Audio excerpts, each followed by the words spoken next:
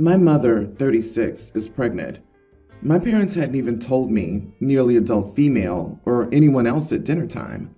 I had just figured it out based on their recent strange behavior. My dad rubbing my mom's belly while they thought I wasn't paying attention. My mom browsing for baby stuff on Amazon, thinking she's slick, but she's not. Anyway, I was upset that they decided to have a kid after all this time. Having a sibling almost 18 years younger than me will be embarrassing. I was also upset that they didn't even tell me. During family dinner with my dad's side of the family, grandparents plus aunt and uncle, I made some passive-aggressive remarks about us having to move to a bigger house soon, and also tried to push their buttons by saying they would be empty nesters soon, since I'm an only child. Finally, I just outright told my mom to announce how they were having another child after all these years, and told my grandpa that they would probably give away my room to the baby, since I was going to move out for college soon, and that they clearly planned this well. Everyone was shocked, including my parents who thought I had no clue. My mom admitted she was pregnant, but she said that they were waiting to tell people until she was further along.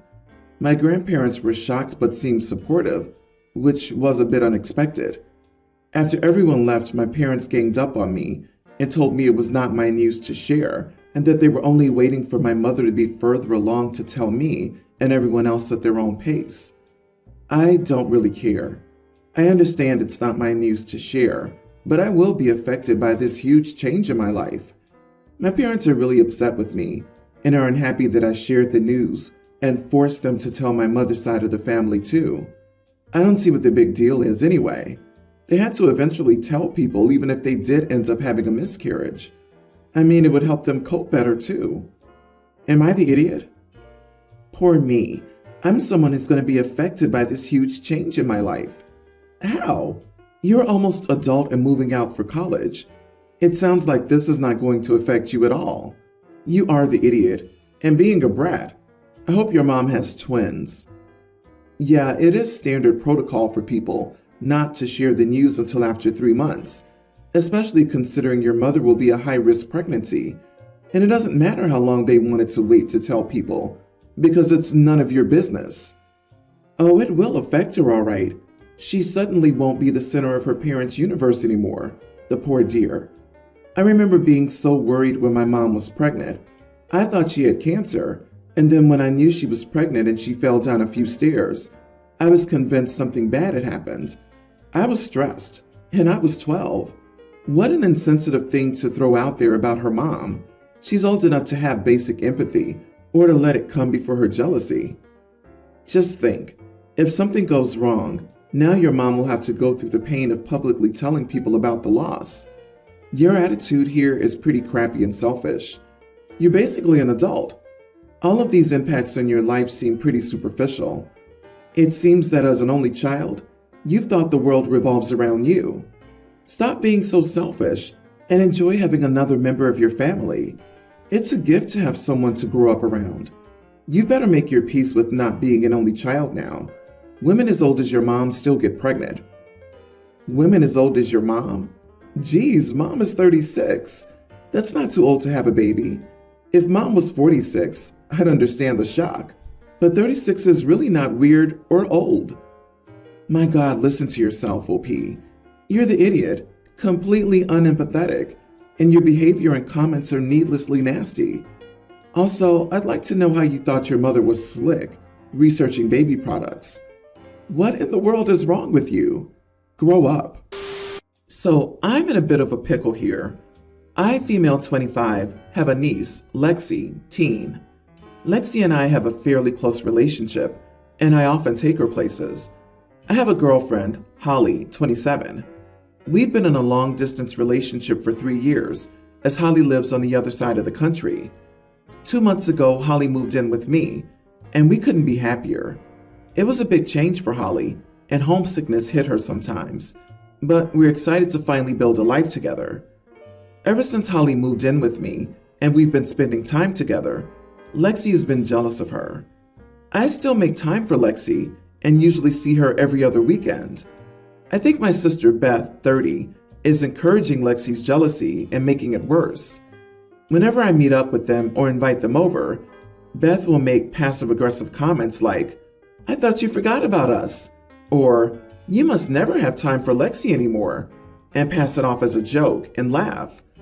Lexi's been acting really weird around Holly, and last weekend when we all met up to grab some dinner, Lexi was making rude passive-aggressive comments towards Holly the whole time and passing them off as jokes, implying that no one in the family likes her, she's ugly, stupid, etc. Of course, Beth was laughing and smiling at Lexi whenever she said these things.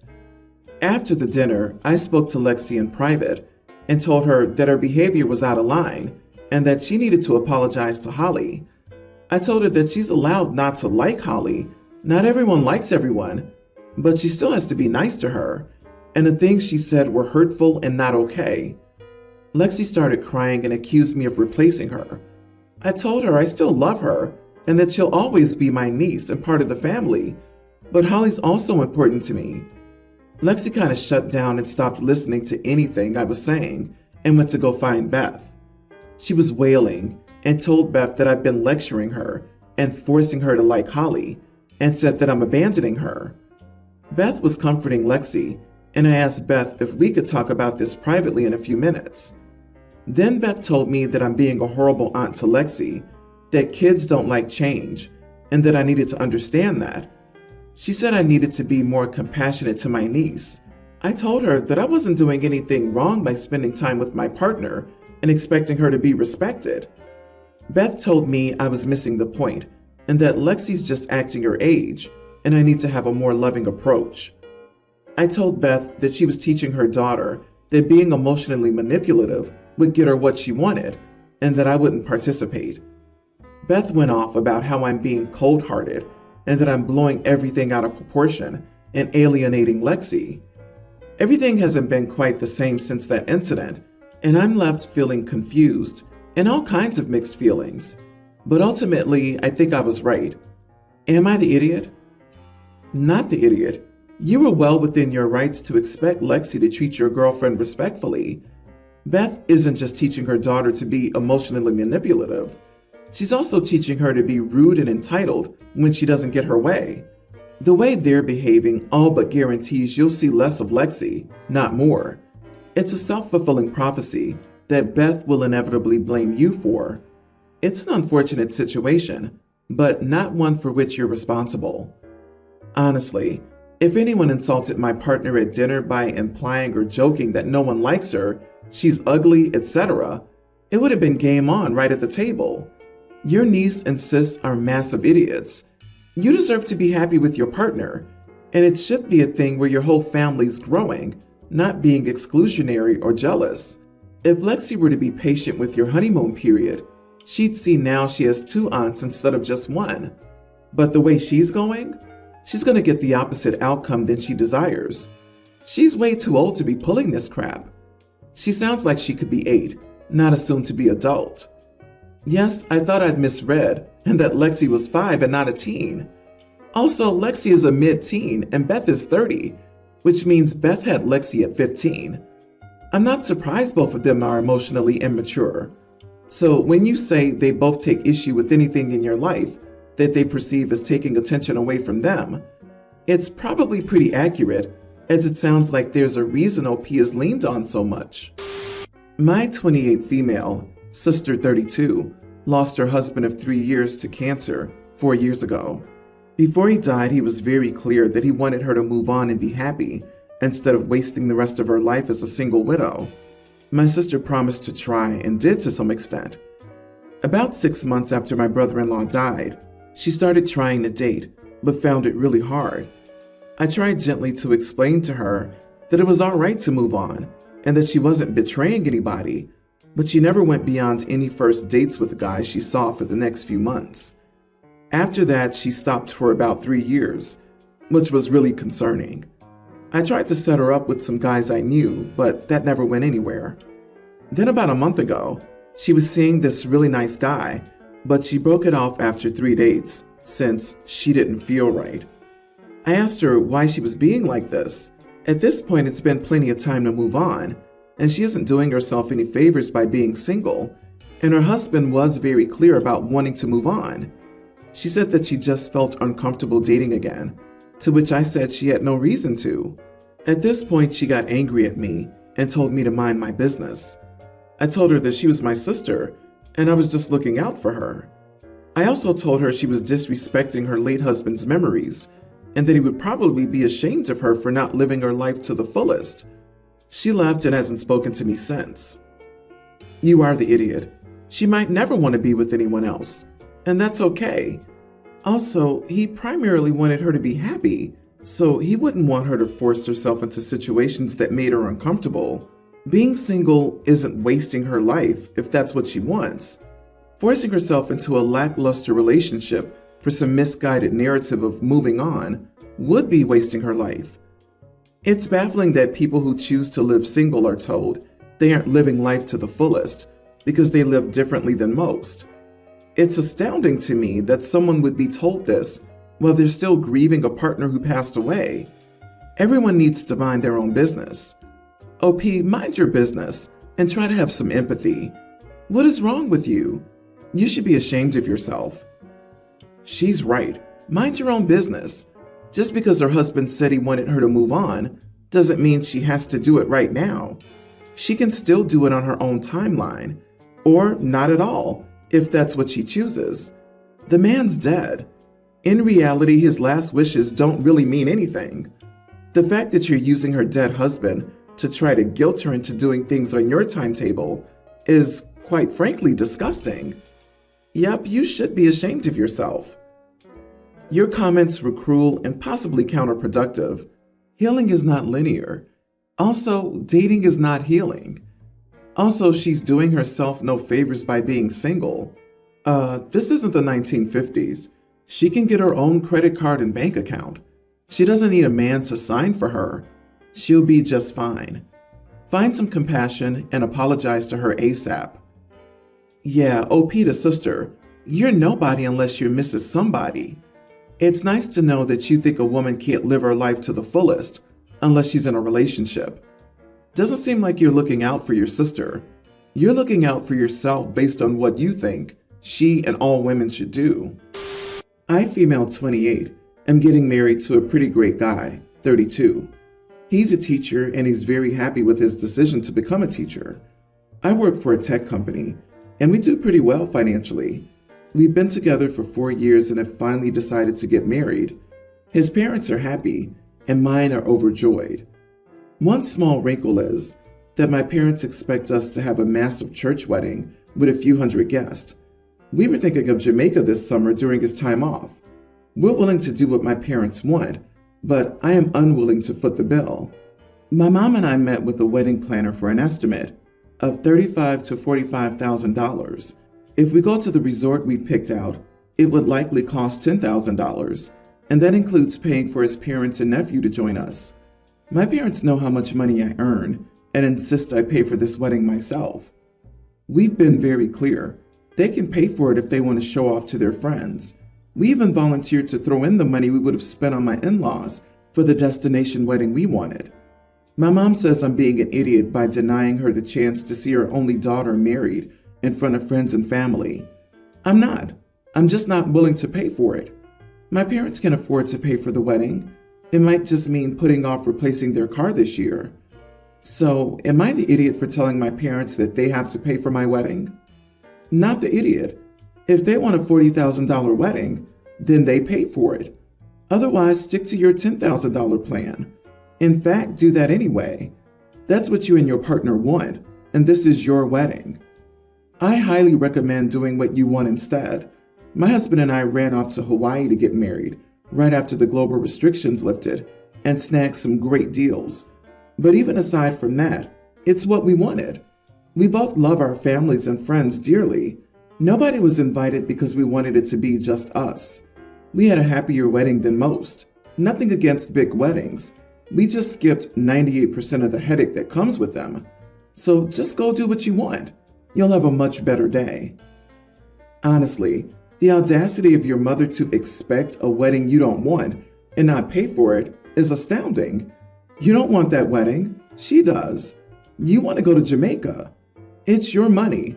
Mom doesn't get to tell you how to spend it. Best wishes on your upcoming Jamaican wedding or honeymoon. Mom either comes to the wedding or doesn't. No one's entitled to a wedding on someone else's dime. My father got my mom pregnant during university. She didn't want me, and my grandparents did. So I grew up with my grandparents raising me. They did their best, but I'm definitely a handful, and they had trouble keeping up. I wasn't a bad kid or anything. I just had a lot of energy, and I should have been a grandchild that they spoiled, not an extra kid. They loved me and they did their best. My father, on the other hand, was kind of an idiot. He would never spend time with me, and when he graduated and later got married, I wasn't even an afterthought. The cool stuff about my grandparents, though, was all their stuff. My grandfather has a garage full of tools. He does all the repairs on their vehicles and around the house. My grandmother has antique kitchen gadgets that she taught me how to use. It was like growing up in a time machine. My grandfather helped me build my first desktop. He can do anything with his hands. He also taught me how to take care of his old car. He and my grandmother have regular cars, but he also has an old muscle car. It would not be out of place in the Fast and Furious movies. I'm getting married this summer, and my grandparents decided to gift me that old car. He always said he would give it to my father, but he changed his mind.